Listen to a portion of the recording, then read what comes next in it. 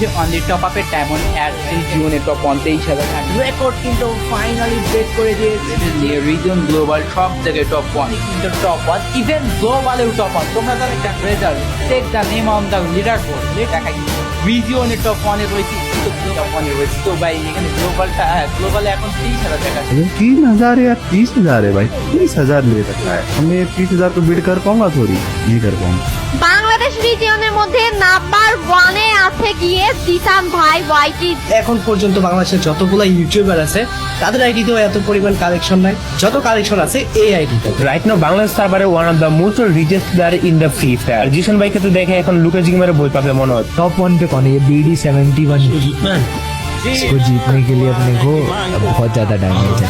इसको जीत के भी क्या फायदा, सेकंड हो जाते हैं। ফ্রি ফায়ার মধ্যে যত সার্ভার আছে তাদের মধ্যে সব থেকে রিচ কিডের সাথে আমি বর্তমানে গ্রুপে আছি।